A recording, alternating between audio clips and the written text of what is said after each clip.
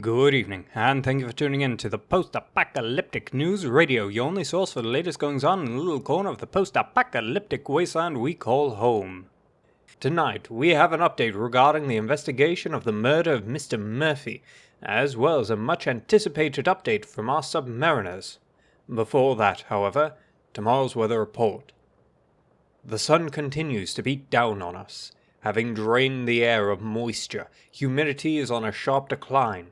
Winds are picking up from across the ocean, though they are not the zephyr we need. They're kicking up dust and forming a minor dust storm. In terms of visibility, it is akin to a thin fog. It is expected to spread across the wasteland by tomorrow afternoon. We can expect lowered temperatures with the dust shielding us from the sun. Be prepared for heat between 42 and 44 degrees Celsius. Humidity will be around 5%. We anticipate wind speeds around 10 kilometers per hour. Do be careful with the dust. Though it is thin, it can still cause respiratory issues. Please take proper precautions when leaving shelter. Moving on. It is no secret that our wasteland is a dangerous place. The local fauna only helps in that endeavor.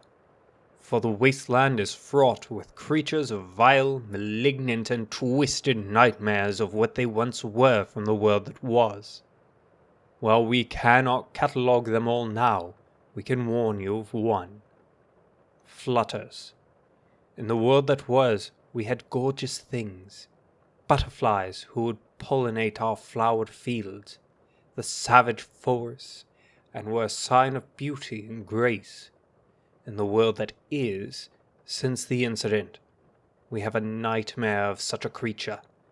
Flutters are beautiful creatures, no different in size from butterflies.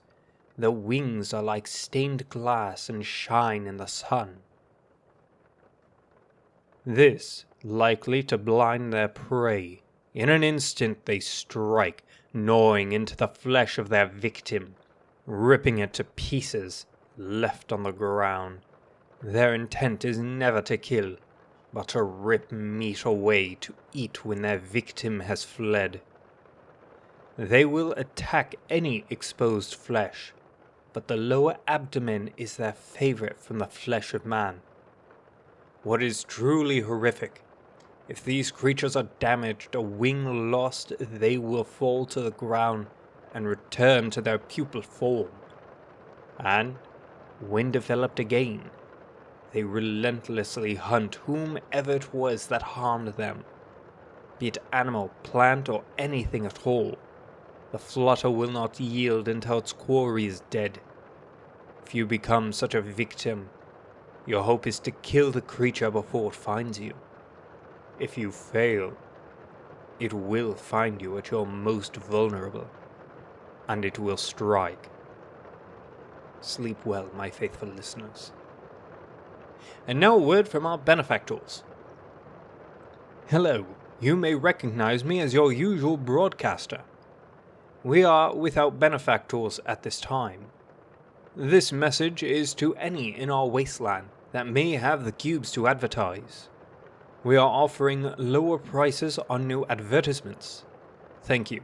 And now back to our regularly scheduled broadcast. And we're back. Thank you for staying with us. The next piece is in reference to a murder this week's past. For those uncomfortable to the subject, this is your opportunity to lower your volume. Mr. Murphy murdered this week's past. We have an update from our contact at West Creek. At 14 hours and 57 minutes, the constabulary released quite the statement. The taper used to beat Mr. Murphy has the mark of Gerald Strill, who runs Gerald's Candle Wax. Gerald produced a receipt for that very taper. It was sold to Mr. Murphy's daughter, who claimed to have given it to him the day before. Being unwilling to accept his young daughter of 11 years to have committed such an act, they returned to their morgue, where they learned from Dr. Claire Lau something unexpected. Where from a cursory glance Mr. Murphy was beaten to death, there were tiny pin marks all through his back. On an examination of his blood, there were signs of sugarmite crystals that had expanded within, bursting blood vessels and leaving a bruised, bloodied corpse behind. It is likely the culprit knew this would happen and used a taper to cover their trail. While we have more information available to us, we have been asked not to share it over the air at this time, as it may be detrimental to the investigation. We will continue to provide updates to this situation as it becomes more appropriate. Moving on to something we've all been looking forward to. It is time to discuss the observations of our brave submariners, and what wonders lie below. These reports are read verbatim.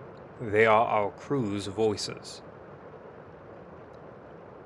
While observing the eel-like creatures surrounding our vessel, we noticed something in the white sand. It was metal, a part of some wreckage. On investigation, manipulating the piece, a faded name was found. Keller, a vessel lost at the beginning of the Resource Wars. We had no clue this vessel faltered so close to home.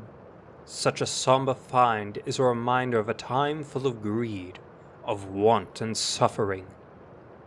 And though we live in dreadful times now, we hold humanity and brotherhood much closer than we ever could in the world that was. It is a sentiment that I believe is shared in far foreign lands and our not-so-distant neighbors. It is not a creature, I'm afraid, but a reminder now to do better, before time runs out. A somber reminder of what we came to not so long ago. I'm afraid we're out of time. Until next time, I should like to thank you for tuning in. I wish you all the best. And, if you're truly out there, good luck.